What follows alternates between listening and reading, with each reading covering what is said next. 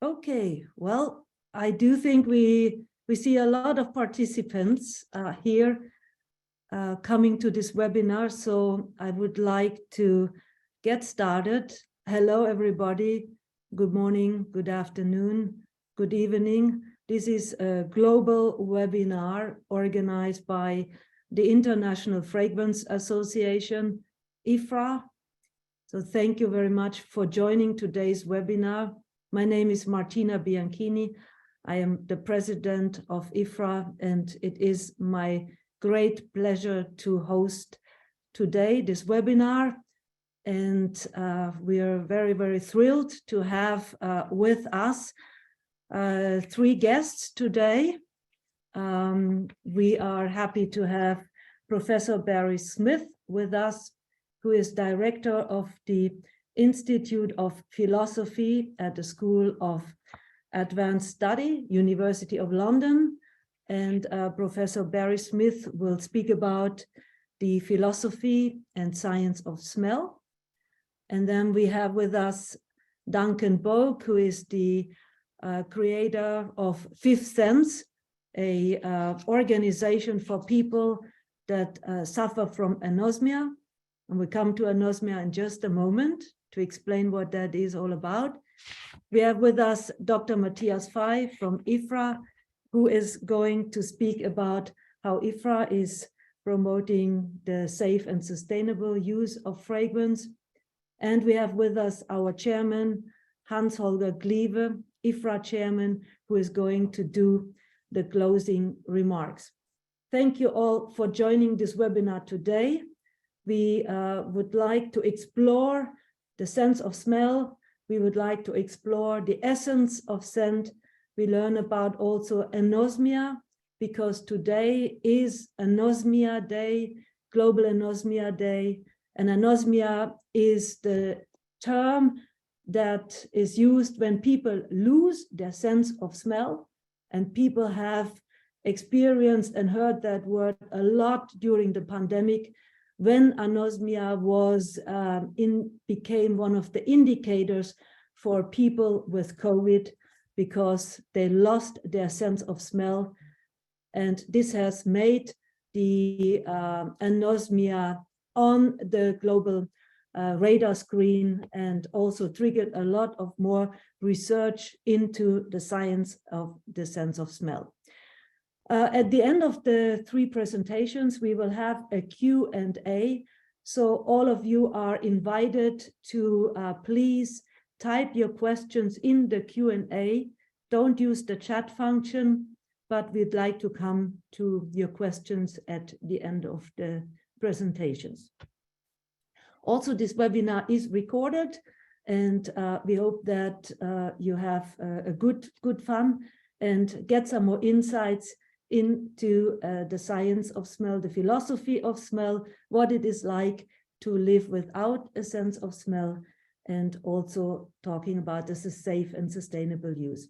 Without further ado, I would then like to invite Professor Barry Smith to give us his presentation about the science and philosophy of smell. Martina, thank you so much for the introduction, and thank you to IFRA for the invitation to take part in this Anosmia Awareness Day. It's a very important topic, and I'm delighted to be able to be here and talk to you about it.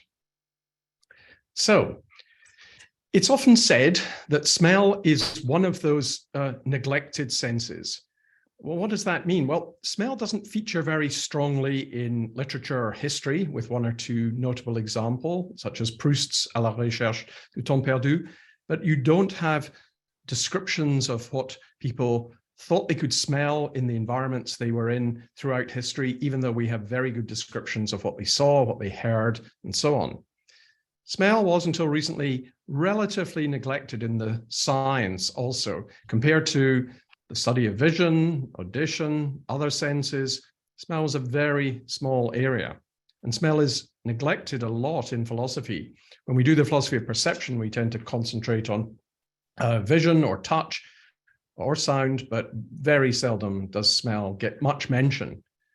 I think some of the reason for this could be that smell tends to be marginalized in our own experience. We rely so much on vision for those of us who can see, and for that reason, we tend to play down the importance of smell or even its occurrence.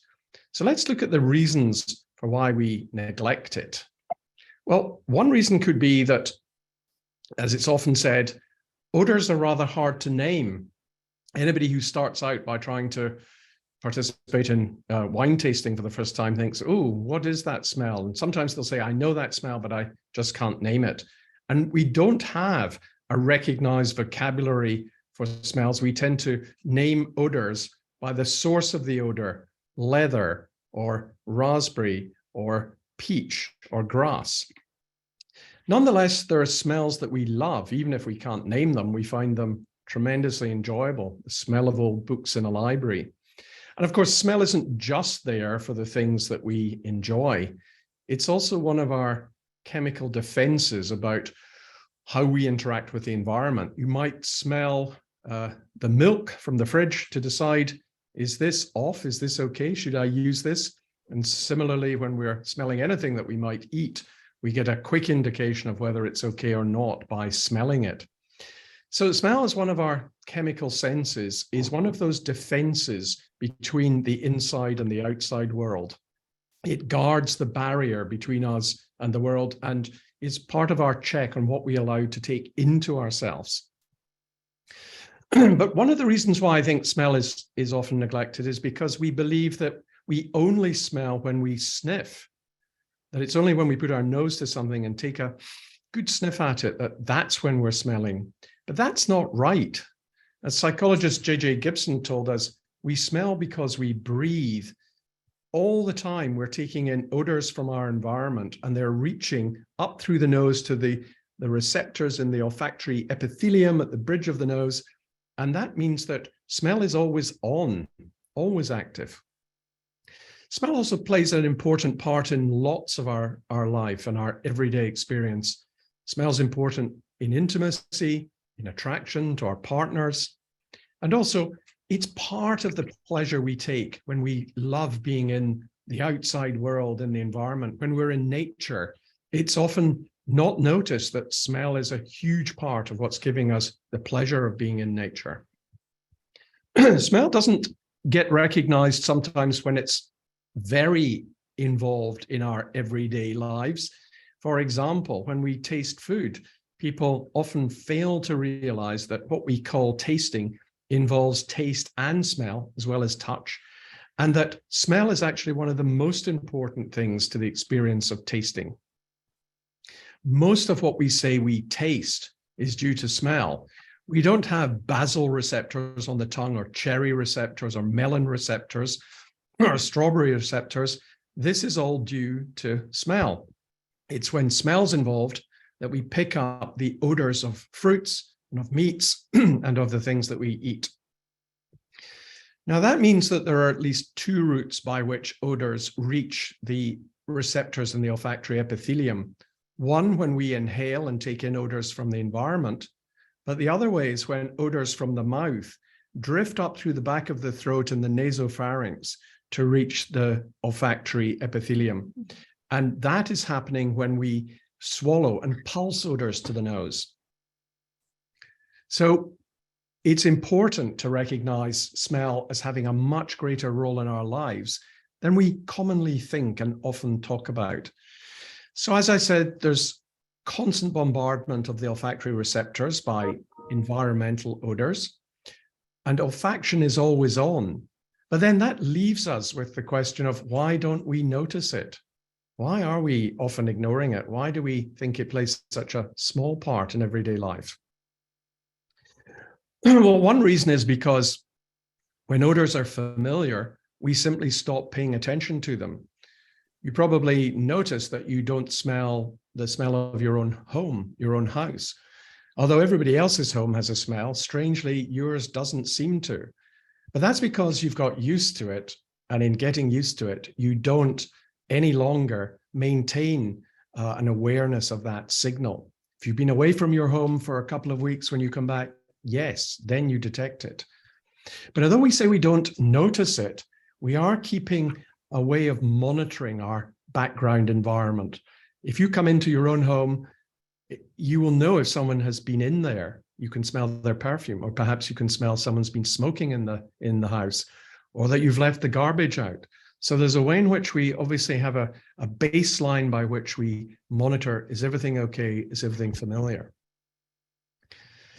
And now, of course, our awareness of smell and its importance changed radically in the pandemic in March or earlier in 2020, when COVID-19 brought us sudden symptoms, sudden loss of smell, and people's talked about associated loss of taste. Let's just for a moment dwell on the numbers. So prior to the pandemic, we think that maybe 5% of the population had olfactory dysfunction, post-viral smell loss, or traumatic brain injury smell loss. But COVID-19, when it hit, resulted in people, about 65% of cases of the infection having some sort of disruption to smell and taste.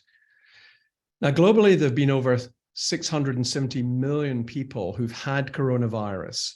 And of those who had persistent smell loss in that time, it's estimated that between 10% and 15% will suffer long-term olfactory dysfunction. Those are very large numbers. But it began rather slowly. People began to notice that it was alongside the spread of the coronavirus that we were getting reports of loss of smell. The reports came at first from China, then from Iran, then in Italy, Germany, France, moving across to the UK, and then on to North America. Now, when that happened, people had to say, well, why are we getting this sudden upsurge in people reporting loss of smell at the time of the coronavirus? And it was only a few people who started drawing the connection and saying, well, perhaps this is a marker of COVID-19 infection. It's very interesting if you look at Google searches, this is in the UK, Google searches for the term anosmia. In February, it's very flat, 2020, and then in March 2020, you suddenly have this huge spike when people start being interested in trying to look online and find information about absence of smell or smell loss. And of course, as Martina said, nowadays, almost no one fails to understand what the term anosmia means. Now, at this time, it was a worry because a lot of health professionals reported they had a loss of smell, and people were wondering, are they asymptomatic carriers? Is this a way in which they could have the disease, but it's not showing because they don't have symptoms? And that was because at first, loss of smell and associated loss of taste were not noticed or reported as symptoms. But it might be a marker. And there was a question by clinicians like Carl Philpott of Fifth Sense saying, well, does this give us a reason to self-isolate? Should we take the loss of smell seriously? Now, it was a consultant ENT, ear, nose, and throat surgeon, Professor Claire Hopkins, who suggested to her colleague, Tim Spector, that on the Zoe app that reported COVID symptoms, that they should include loss of smell and taste. And of course, it turned out that loss of smell and taste was one of the most effective indicators of whether you had coronavirus. So we soon came to realize how important it was as a way of indicating the spread of COVID-19. And at the same time, smell loss charities like Fifth Sense, Duncan Boak, who'll speak next, is started, and Absent started getting lots of increased numbers of people turning to them and wanting information about loss of smell. So people were looking to find out, what is this? What is this symptom? What's happening to me? Now, my colleagues and I, clinicians, patient advocate groups, people on the websites of the charity Absent, were giving reports of their experience. And as Duncan, I'm sure, will talk to you about, almost everyone who suddenly loses their sense of smell talks about feeling rather cut off from the world around them. They talk about feeling as though they're behind glass. Some patients said it was as if they were wearing a diver's helmet that separated them from the world. And here's some of the reports which were gathered by us, and they're used with the permission of the patients. Patients reporting an altered sense of reality or an altered relationship to the world or to their own body. One patient said, "The world is very blank, or if not blank, shades of decay. I feel alien from myself. It's also a kind of loneliness in the world, like part of me is missing, as I can no longer smell and experience the emotions of everyday basic living. Detached from normality, lonely in my body. It's so hard to explain." And here's another patient. "You feel so detached from reality when you can't smell your surroundings." Another, "I feel discombobulated, like I don't exist. I can't smell my house and feel at home. I can't smell fresh grass or air when I go out. I can't smell the rain. I'd say I'm mildly depressed and cry about it sometimes. I find out that not smelling like myself has a great impact on me. I'm so used to my own smell that smelling something else is alien. I don't feel like I'm me anymore." This is a profound change, not only in the amount of experience people are getting from the world around them, but on their relationship to the world and their feeling of self. Their sense of self has been changed when they lose their smell. And I think this is a clue to just how profound a shift it is when we remove smell from the senses that you're getting information from on the day-to-day basis of your environment and yourself. Notice the person said, "I can't smell myself and feel at home." So the absence of smell doesn't leave you in the position of someone who just doesn't happen to smell their own home. They actually feel alien in their own home. Something is missing, some feeling of familiarity and comfort. Now, when patients recovered from anosmia, some of them went on to experience something equally distressing, and that's parosmia. And this is where familiar foods and drinks started to smell unusual and often disgusting. So the familiar smell of something was distorted.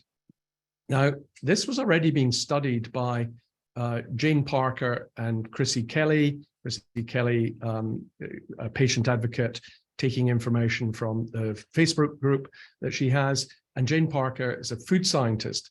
And they were already studying parosmia, but during the pandemic, there was a way of finding out from patients what are the foods that trigger that parosmic response. And it was always the same things: coffee, roasted meats, eggs, onion, garlic, and mint. And it was possible, therefore, to find out by taking people into the lab, and Jane had them between pandemics volunteering to come into the lab and smelling the various molecules that make up the odor of these foods. And she was able to discover what are the thiols and sulfur compounds that are the triggers of parosmia. So we know that, but we don't know why they're having such a profound effect on people. The good news is that if you have parosmia, it's often a sign that you will recover your sense of smell. It will regulate, it will normalize. It may take a long time and it may be distressing, but it is a sign that you will recover. And we can test that, of course, by using sniffing sticks to measure people's threshold, their discrimination, and their identification of smells. There is some evidence that people might have slightly less intense odor perception, but nonetheless, they'll probably recover their ability to smell familiar things.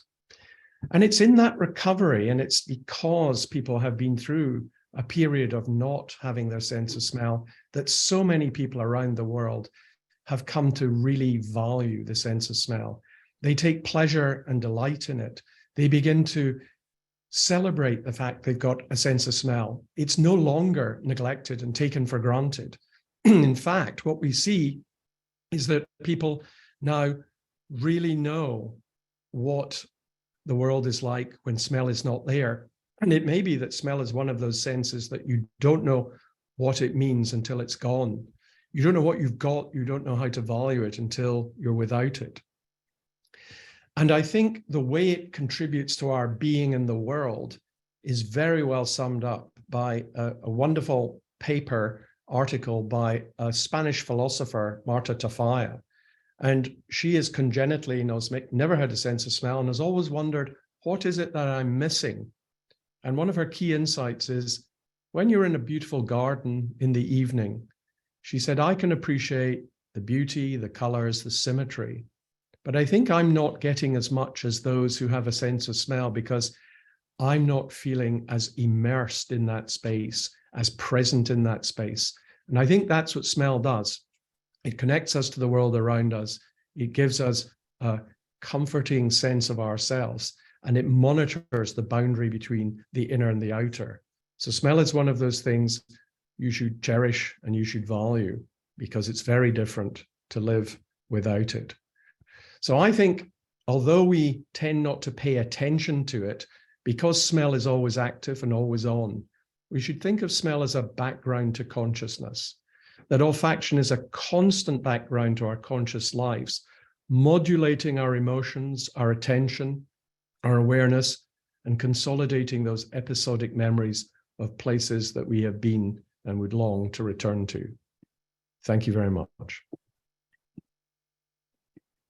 Thank you so much, Barry, for this excellent insights into the sense of smell, the philosophy, and your last words that it's important to cherish it, to value it, and also to celebrate it when we have it. And most of us take that for granted, and we enjoy the pleasure that it gives us. So for those of us where sense is always on, I think we're the lucky ones to enjoy, or those that have recovered, we can enjoy. So thanks a lot for that.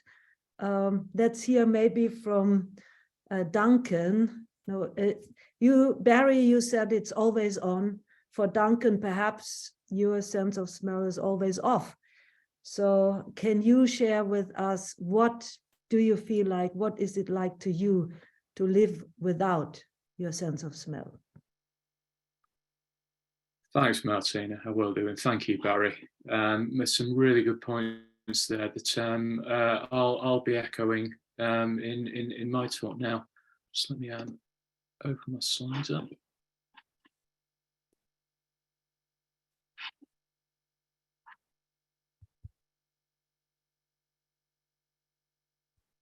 So I'm Duncan Boak, and I'm the founder and chief executive of Fifth Sense, the charity for people affected by smell and taste disorders.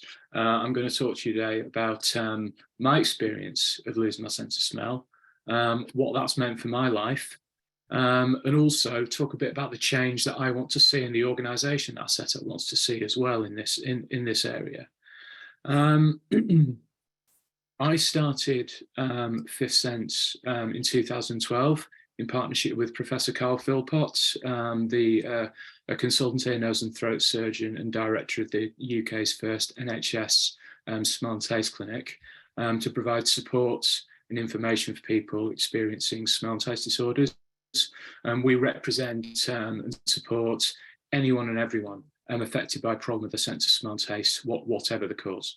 And it's been a busy few years for us because of the demand for our service and support through the COVID-19 pandemic. And a really important thing to mention is our vision is to transform society's understanding of the importance of smell and taste, and transform the lives of those smell and taste disorders, because it's really, really crucial that we get a better understanding of what smell and taste mean to our lives. Before I talk about my experience, I'd like you all to just have a bit of a think for the moment about your own, okay, on what your sense of smell means to you. Just echoing some of the points that Barry's made already. Just think about smell and childhood memories, okay, of places that you've been to. Think about smells of holidays that you've been on, by the seaside, and how smell tells you where you are in any place or environment. How important smell is in terms of our loved ones, our connection to our partners, to our children. How when you're lying in bed at night with the lights off next to your partner, it's the smell of them next to you that tells you it's them there. And think about smells of places as we move through, and how it's smell that's telling us where we are in any given environment. And also think about danger and how our sense of smell is this vital early warning signal for dangers such as gas, smoke, and spoiled food. And then just think what it might be like if one morning you were to wake up and all that was gone. Because that's basically what happened to me. Back in 2005, when I was 22 years old, I went to a night out with some friends. I was in this bar in Leeds, and I tripped going up some stairs and fell backwards and landed on the back of my head on a concrete floor and woke up in hospital 2 days later.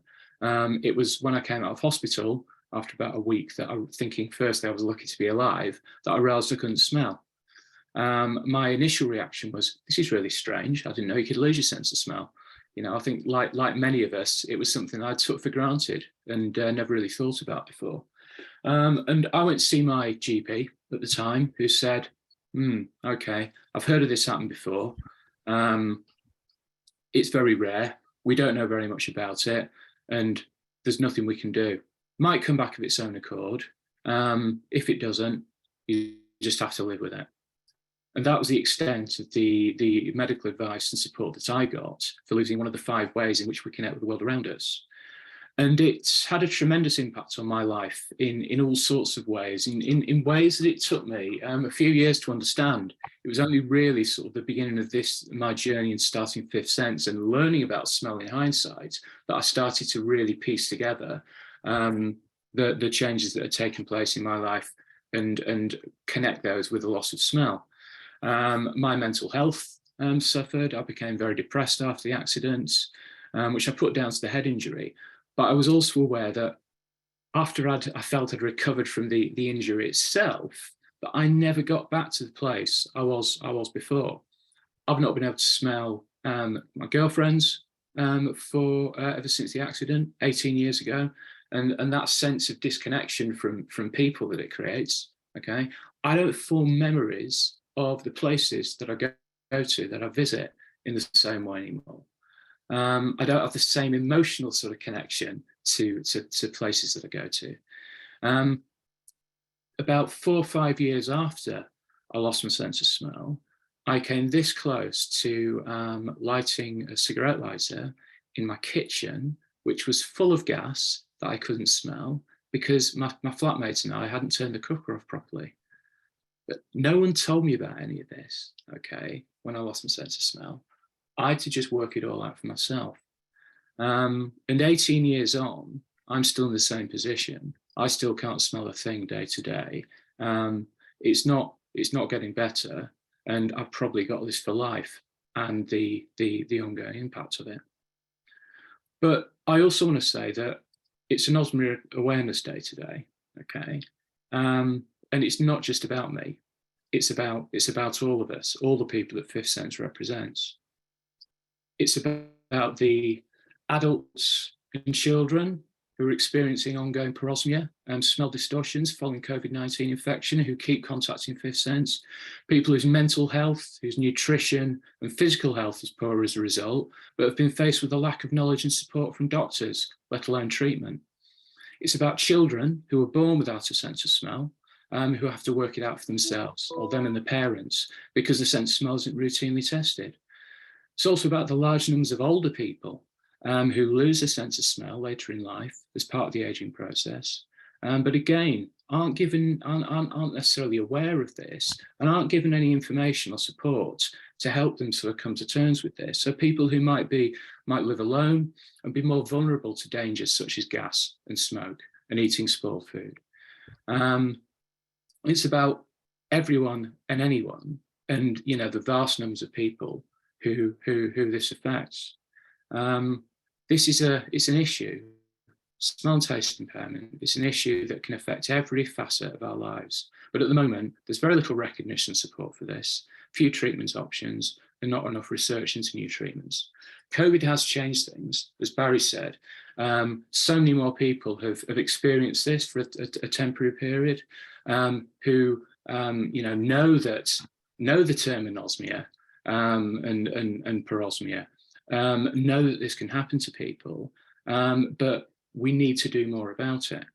And so the change that I want to see, and it's the change that we're calling for, is outlined in the campaign that we're Fifth Sense launching today, to ensure that we're calling for change and ensuring that everyone in the UK has fast access to a specialist smell and taste clinic who needs it.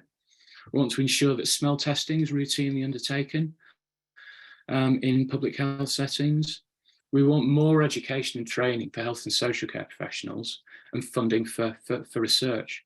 And right across the board, we really need a significant increase in recognition of just how essential smell and taste are to our lives, and of the impact that smell and taste disorders have on our health, well-being and safety right across the board. And I think we've got an opportunity now following COVID to be able to do this, to be able to really drive forwards this recognition. At which point I'd just like to say thank you very much to Martina and colleagues for inviting me along to speak today. It's a big challenge that we've got up against, but as Adam, one of our volunteers there, by the finishing line shows, we'll get there.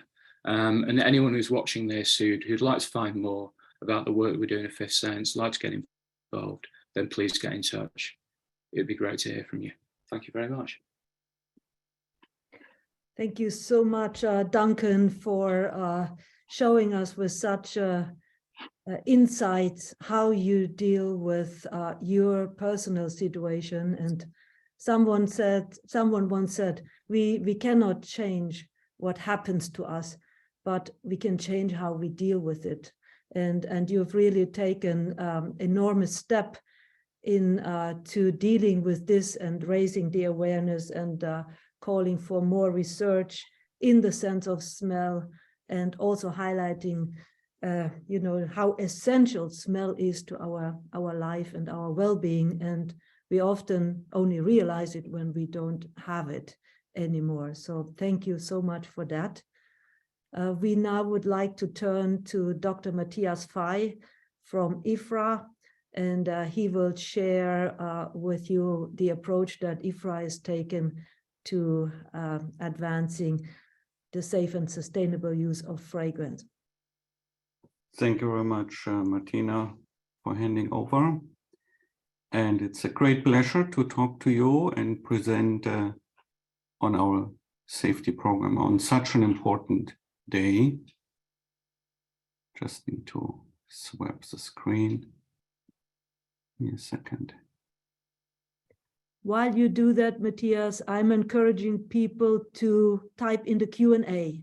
If you have any questions afterwards, please feel free to type them in the Q&A. Thank you. Usually now I can do it. So now you should see the full screen. Yeah, it was highly interesting. Two speaker presentations before. I have to say I learned a lot, and still belonging to those people who have the fun and pleasure to be able to smell.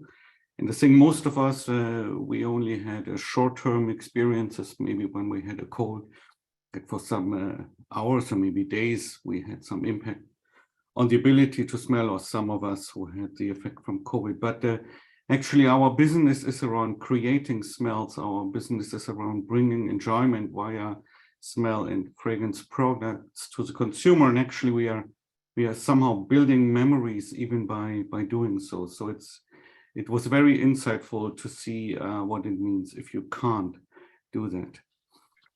But this is actually the lead into the topic that what we do in ensuring that the consumers can use the fragrance products in a safe and sustainable way. And as you can see from the backgrounds that we are using, IFRA is celebrating 50 years this year. So that means since 50 years, we actually take care of the safety of fragrance products brought into the market. And that is why I would like, that's what I would like to talk about in the next few minutes. What are we actually doing in ensuring that those who can smell and have the ability to smell, that they can enjoy the smell in a safe way in the fragrance products around them. We don't do that in isolation, and this circle here is actually, I think, a nice description of how we work together, that we as IFRA, as the association, we are working closely with our member companies, and we are impacting their creative work by setting our rules. We are working closely together with the Fragrance Industry Research and Testing Institute, RIFM, and they are doing the science part, the research part, combining the scientific and study elements.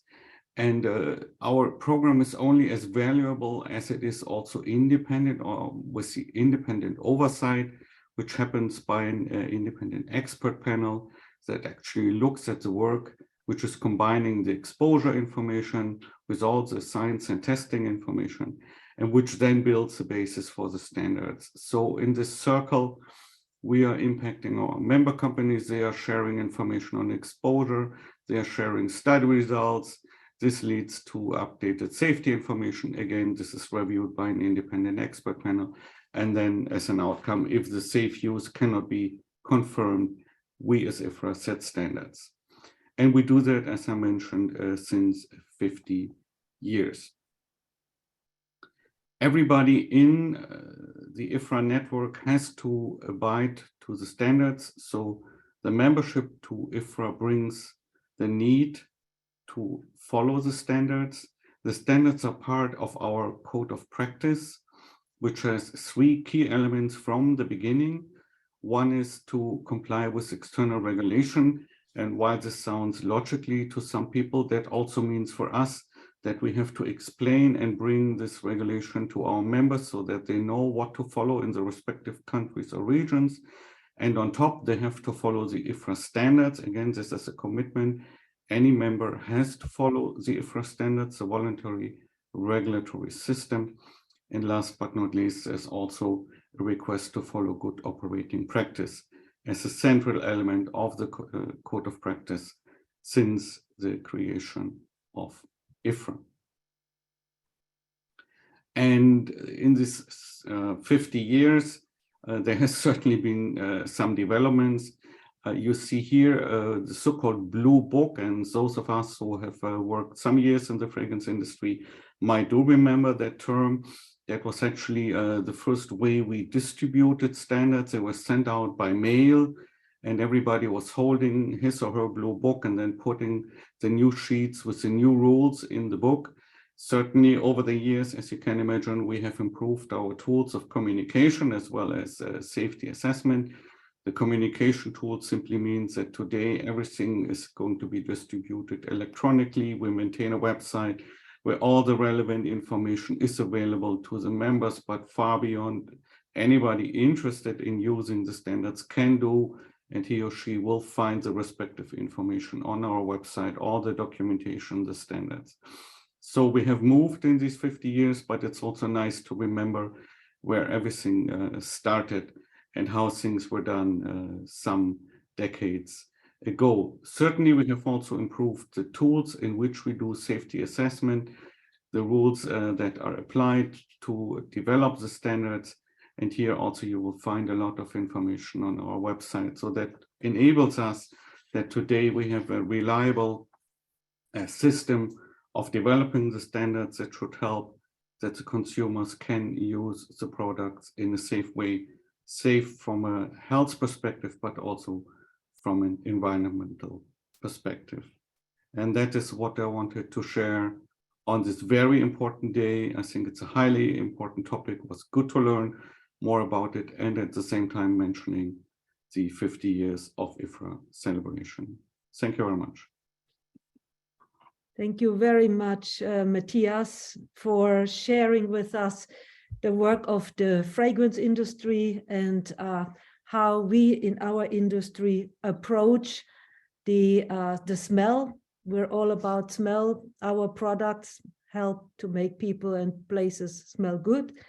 And it's great to see the approach that we're taking also by setting the maximum doses of fragrance in consumer good products.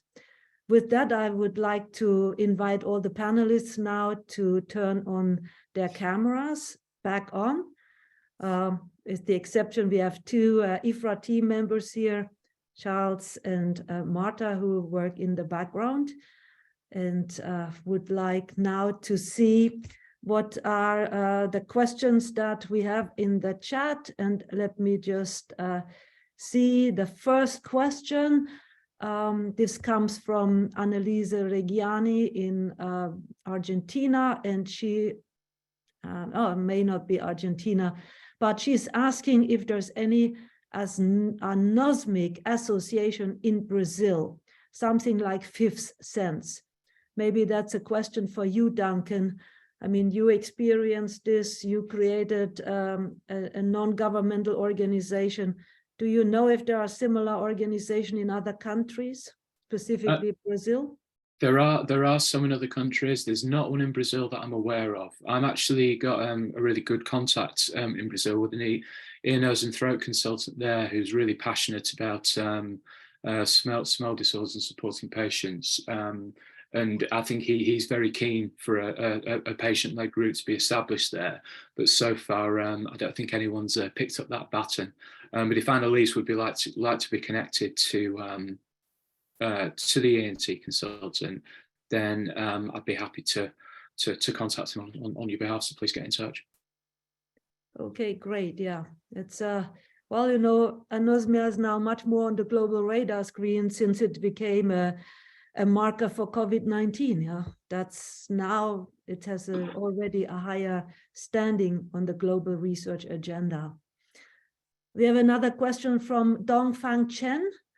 And the question is, do we have a globally recognized test for smell?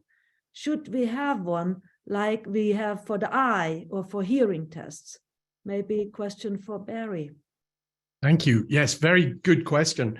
There are at least two recognized tests. One is the UPSIT test, where you are sent booklets. This was developed in University of Pennsylvania. And these are scratch and sniff cards where you smell and you see if you can identify what the odors are. The other recognized test is behind me. We have the sniffing sticks, where you can take patients through a battery of tests to test their discrimination of one odor from another, their threshold when they start to smell odors, and whether they're able to identify odors. The trouble with this test is that it's very good and gives you accurate results, but you need a practitioner to sit for probably half an hour with a person to try to get the results. So what we need, and what a lot of us are working on now, is can we develop an equally reliable test of your sense of smell that can be used in a doctor's surgery, so that you could go in as you would to test your eyes or to test your ears, and you say, well, let's just test your sense of smell. We don't have one which is as accurate and reliable, but I know that many researchers I know of, including my collaborators, are working on such a test. So I hope we'll develop one soon. Thank you, Barry. Yeah, that would be a good thing to have this, because we have it, you know, for our eyes, we have it for the ears, so why not for smell? So that you know, people that suffer from anosmia, they say they're odor blind. Yeah, it's talked about odor blindness. So having a test would be probably desirable. I look at the further questions. I see one from Stefano Bisoffi, who says, I have been affected by anosmia for 14 years now. It started with a head-on crash into a tram riding a bicycle. Is there any hope for me to recover? Does that, is there maybe Barry, or who's the Duncan? Maybe researcher? Duncan probably knows more about this than I do. It's a difficult one. I've met people over the years who have lost a sense of smell following a head injury and who have recovered. And I've met people who've recovered, you know, in some cases quite a few years after the loss of smell. But it's really difficult to. This is one of the challenges. there's sort of no way of really being able to say to an individual what the prognosis is with post-traumatic olfactory loss, because there are so many different areas that can be damaged.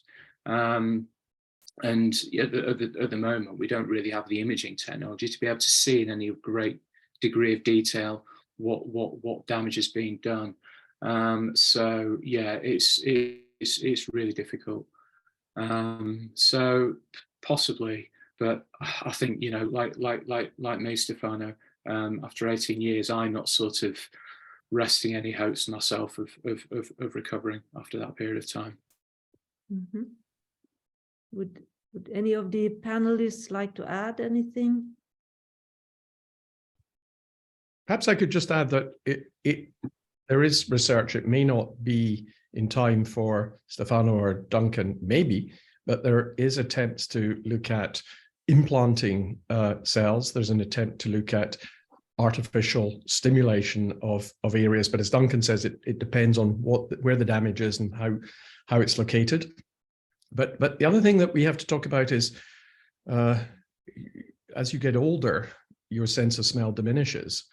And it's important to use your sense of smell. It's a use it or lose it sense. You should be smelling everything and you should be exercising it, because unlike the other senses where you can get glasses or hearing aids, there is no replacement as yet technologically for reduction of sense of smell. There's no way to artificially boost it, as these devices can help you to restore normal perception. So I think it is important, if you've got your sense of smell as you get older, keep smelling. Smell training is good. Smelling odors last thing at night, first thing in the morning. You'll find that will help you keep your sense of smell longer. Be more aware of the smells in your environment. That's good, Barry. Thank you. Keep smelling. Be aware of what you smell, and enjoy then the connection to the nature, the natural world, which gives us this extra pleasure that you described in the beginning. See a next question from Anna Giannini. She says she'd like to ask Duncan how he believes that fragrances and perfumes from products we use daily contribute to the essentiality of smell. You lost your smell, you said, at the age of 22, and you haven't smelled your girlfriend or her fragrance, but do you have any thoughts you share from your memories of your smell, and how products of the fragrance industry, perfume products, can contribute to the essentiality of smell? I think there are. Thanks, Martina, and it's a really good question from Anna. I think there are a couple of areas here, and I think firstly, it's about you know, for me, as someone who's not been able to smell for 18 years. And going back to what I said earlier on about how important it is, I think more people need to value and make use of and really, you know, use the sense of smell. I think that is something that's really lacking. You know, that by and large, the majority of people we go through life smelling without really being conscious of it. And I think it's really important that people do use the sense of smell, and whether it's fragrances, whether it's going out in the garden and you know, picking leaves off the plants, and you know, value and use the sense of smell. There's also another aspect which Barry was just talking about, the smell training side of things, and I think that's something that that's potentially can be of benefit to people who experienced a problem with sense of smell, but it doesn't necessarily benefit anyone and everyone. But you know, we'd encourage, and we at Fifth Sense encourage people to make use of the sense of smell, and suggest smell training as something they can try.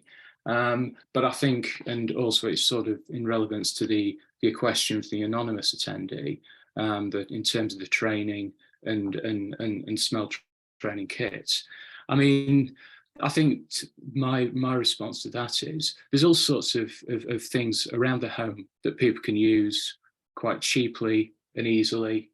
Spices from the kitchen cupboard, going out, getting a handful of mint leaves from the garden and crushing those. yeah, it's about really making use of whatever's at hand, and fragrances as well, fragrances, perfumes. So yeah, I hope that's helpful. Thank you for that. And now there's a lot of questions in the chat, and I see if we group them a little bit, several of them are from people that have anosmia or suffer from anosmia during the COVID, and they're asking, is there anything you can do, to help avoid anosmia? What can we do in our daily lives, on our day-to-day activities, or are there exercises, that we can do to avoid getting anosmia over time or with age? Well, I think, as Duncan said, using your sense of smell, being aware of it, being consciously aware of it. There's a beautiful study done by Thomas Hummel and colleagues in Dresden, where he had 60 to 70-year-olds, two groups. One group were smelling odors regularly and practicing that. The other group were doing Sudoku puzzles. And after 3 months, the people who did Sudoku puzzles were better at Sudoku puzzles, but there was no other cognitive benefit. Whereas the people who were doing smell training and sniffing the odors actually had better cognitive function. They were able to recognize words and react to and identify words quicker than others. So smell is important. Use it or lose it. Really make sure you're always paying attention to it. It's not something to be neglected, as Duncan said. It's valuable. Thank you so much. Would anyone like to add to this? What else can we do to make sure we smell as long as we can? Okay, well, I'm looking at the clock, and we have just enough time to hand over to the IFRA chairman, Holger Glive, for his closing remarks. I'd like to invite Holger then to sum up. And yeah, thank you, Martina. Yeah, thanks for listening. I think before we planned this event of today, we were not aware of the Anosmia Awareness Day, as probably many people before COVID also were not aware of anosmia as such. And I think we learned today that odors are really very important. Actually, nobody is really aware of the importance of smell, as we are aware of everything we see or everything we hear. And I think this is very important that we might take today. We are always actively sniffing and smelling things, even though we are not aware of it. And I think it's really rather worrying if I hear that pre-COVID times had something like 5% of the population not being able to smell in a proper way. And after COVID, it is at least 10%, because 65% had losses of smell during their COVID infection. I think this shows also that this sense of smelling is so important for all of us, and we don't think so much about it. Everybody, I think, has to develop the need of more awareness of what we are smelling, because the smell modulates our emotions, it enhances our memories, also our mental health. We have more well-being, and also we have a security feeling of health. And the conclusion of all of this is that also fragrances can give us a lot of additional joy in life, like a beautiful piece of music, which we can hear, or a beautiful art painting, which we can look at. I think it's terribly essential for our happiness and our life satisfaction that we enjoy fragrances in a more conscious way. Another key message of today is, at the same time, that the use of fragrance is safe, verified by independent panels. and the safe use assessment is globally recognized. So whatever you buy in a supermarket as a consumer product has a globally recognized system of safety by the IFRA standards.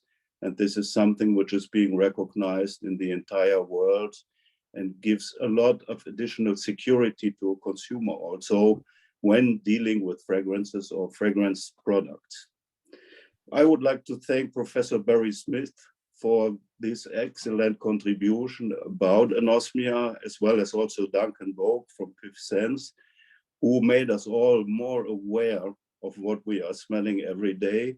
But I also would like to thank Dr. Matthias Fey for the background of the safety, and not to forget Martina for a good moderation of this event, and the entire IFRA team who helped making our event today possible. Please continue our IFRA events in the future. We hope to see you soon again in one of our next webinars. Have a good week and continue enjoying the beauty of fragrances.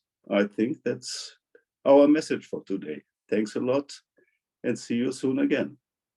Thank you. Thank you very much. Bye-bye. Bye-bye. Thank you, everybody. Bye-bye. Thanks to all. Yeah, bye. Bye.